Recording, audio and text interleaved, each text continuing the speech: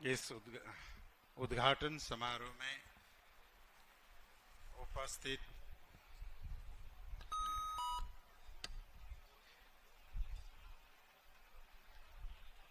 सभी मित्रगण, हमारे पार्टी के नेतागण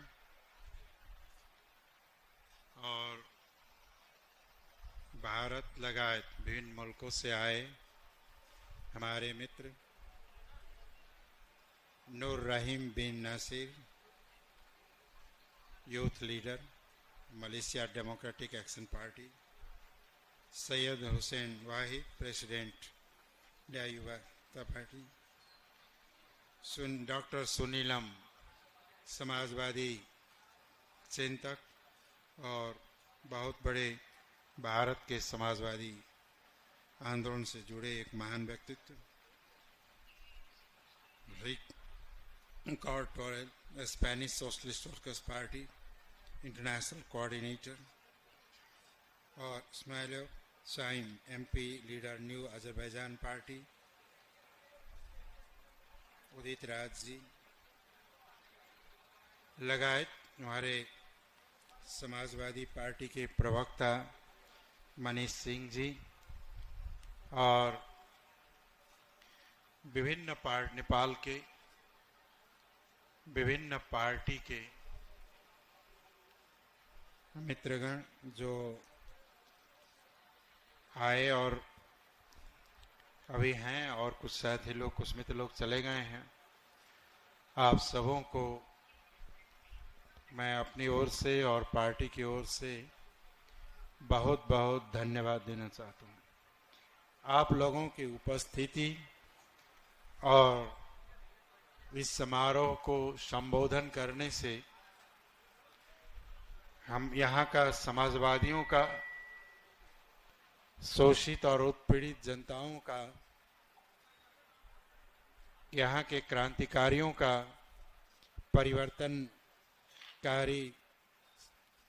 जो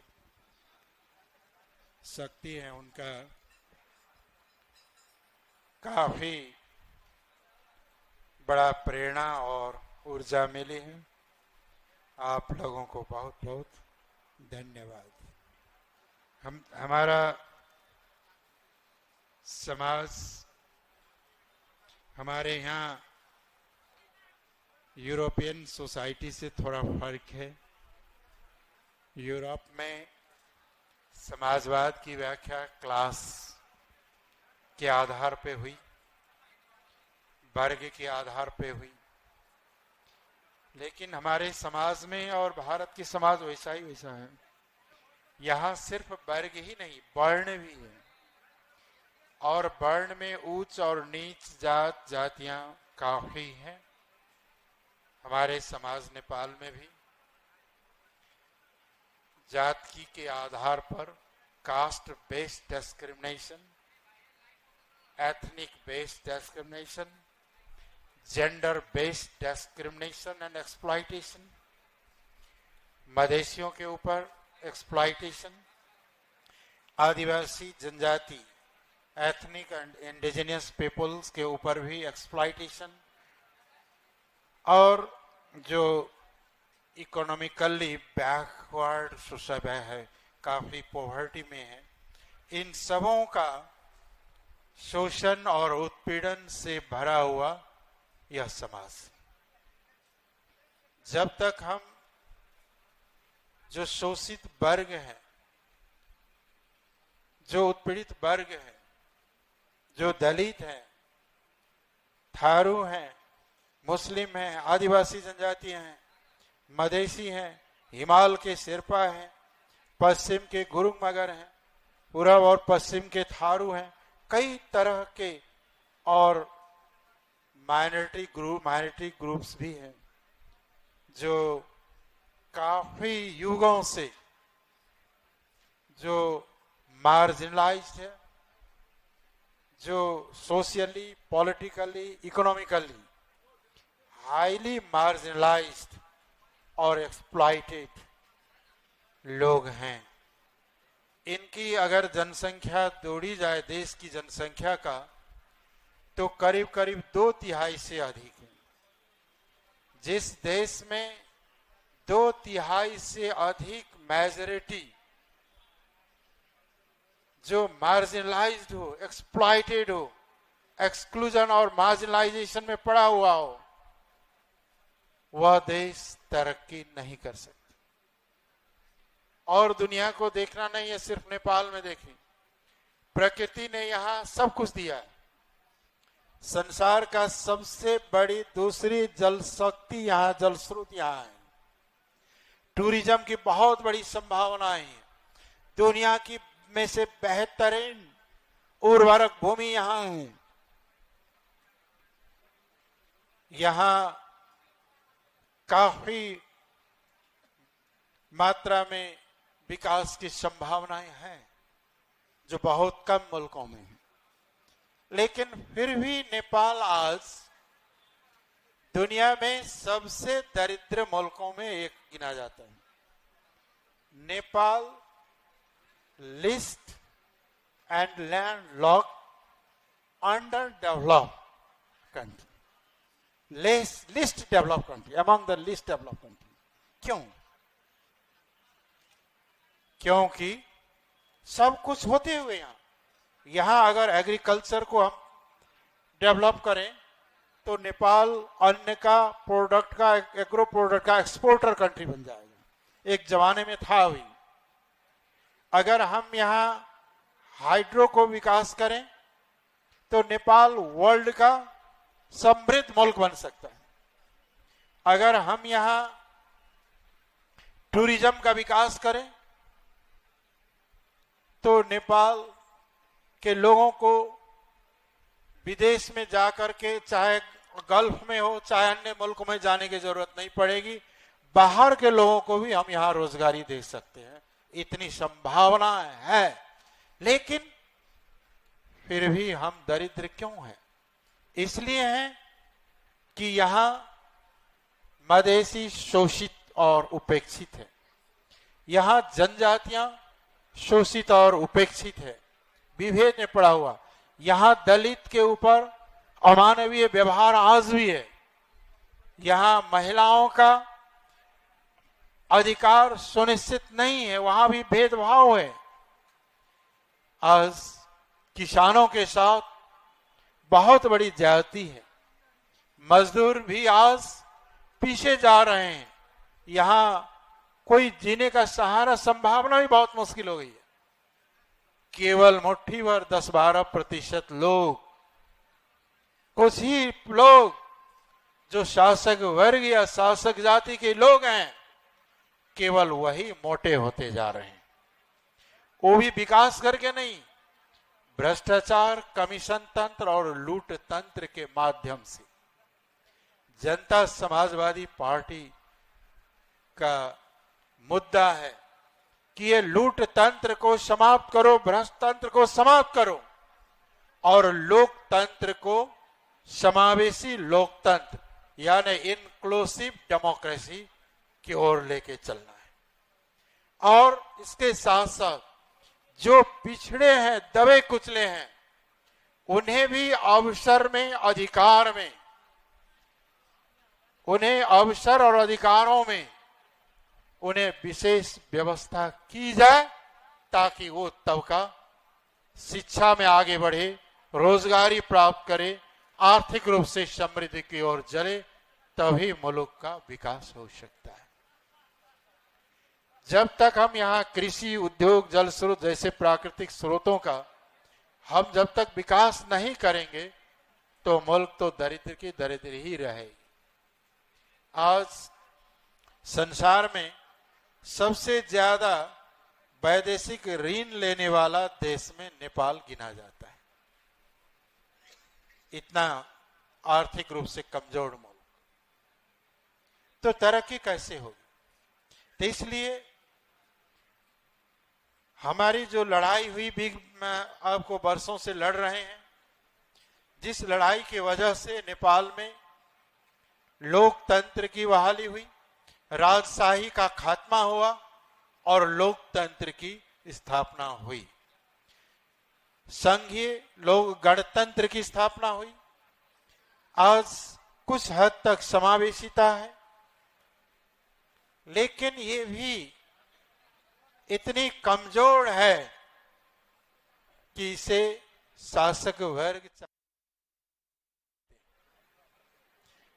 हम लोग चाहते हैं कि जो अधिकारें प्राप्त हुई है उसे बचाएं, उसे और मजबूत करें, और जो बाकी है उसके लिए हम आगे संघर्ष के रास्ते से आगे बढ़ें।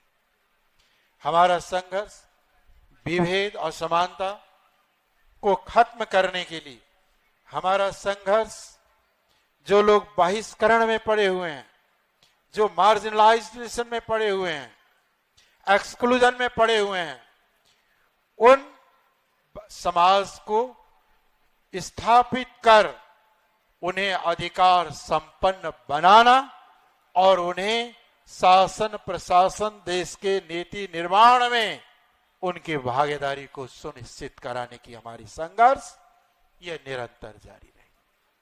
जब तक हम ये विभेद को, ये कास्ट पे आधारित डिस्क्रिमिनेशन, क्लास के आधारित डिस्क्रिमिनेशन, ये जो है सोशल डिस्क्रिमिनेशन, जब तक हम इस तमाम तरहों की डिस्क्रिमिनेशन को खत्म नहीं करेंगे तो समाजवाद का निर्माण नहीं हो सकता। इसलिए ये रास्ता समाजवाद की ओर जाने की रास्ता है। विभेद असमानताओं को खत्म करना और सबकी बराबर की हक, बराबर की अधिकार और बराबर में भी समानता होनी चाहिए, तभी जाकर के हम एक अच्छे समाज का निर्माण कर सकते हैं। तो उस अभियान में आगे बढ़ने के लिए यह महाधिवेशन एक महत्वपूर्ण अवसर है। हमें अब कल सुबह से होने वाली बंद सत्र में हम राजनीतिक दस्तावेज पर विभिन्न प्रस्तावों पे हम लोग सब विचार विमर्श करेंगे और एक सुदृढ़ पार्टी का निर्माण करते हुए आगे बढ़े। हमारी पार्टी ने सड़क की संघर्ष और संसद की संघर्ष को हम दोनों को हमने संघर्ष के साथ आगे बढ़ाया। और आज जो नेपाल में परिवर्तन हुई है, अगर मधेश मूवमेंट नहीं हुआ होता, अगर हम लोग इतनी बड़ी कुर्बानियां नहीं दिए होते हमारे वीर सपूतों ने, तो आज नेपाल में संघीय गणतंत्र नहीं होता। इसे हमें बचाना है और लोकतांत्रिक गणतंत्र को बचाते हुए शोषित पीड़ित वर्गों को सामाजिक न्याय दिलाने की लड़ाई को आगे बढ़ानी है। समानता और समृद्धि, जिसे संपन्नता कहते हैं, और विभेद का अंत ही समाजवाद का आधारशिला है। हमारी भेदभाव का अंत समानता और समृद्धि यानी संपन्नता हमारी आधार है। और उस आधार पे खड़े होकर के पूरे देश के, चाहे वो तराई मधेश का हो, हिमाल पहाड़ की हो, चाहे वो पूरब की हो या पश्चिम की हो, सभी शोषित पीड़ित जनता का उत्पीड़न से मुक्ति का, शोषण से मुक्ति का आज आशा और भरोसा केवल जनता समाजवादी पार्टी पे ही है। भले ही आज शासन में, सरकार में हो ना हो, संसद में हो ना हो, लेकिन जनता के बीच में उनकी अधिकार के लड़ाई में हमेशा हम लोग तैयार हैं, चाहे सदन में हो, चाहे सरकार में रहे, चाहे प्रतिपक्ष में रहे। अभी हमारी भूमिका प्रतिपक्ष की है और हम सड़क से संसद तक की लड़ाई, शोषित पीड़ित उपेक्षित जनता को न्याय दिलाने की लड़ाई को हम निरंतर आगे बढ़ाते रहेंगे। यही हमारा संकल्प है और इस कल्प के साथ वो आगे बढ़े। और यहाँ समय भी बहुत गुजर चुकी है, हमारे बहुत जगहों से साथी लोग आए हैं, उन सबों को फिर व्यवस्थित भी करना है। अब सबों को नहीं कहते हुए और कल सुबह यहीं पर मिलेंगे 7 बजे और फिर 8 बजे से बंद सत्र शुरू होगा। बस एक नहीं हुए मैं आप लोगों और हमारे सभी मित्रों को बहुत बहुत धन्यवाद देते हुए यह उद्घाटन सत्र को यही समाप्त करते हुए आप लोगों से मैं कहता हूं बहुत बहुत धन्यवाद, बहुत बहुत धन्यवाद। जय मातृभूमि, जय मदेश। सर सेवारो सेवा जो लोपा न बाँकी जो जति छ ती सबै यहाँहरूलाई धेरै धेरै धन्यवाद। Sir I invite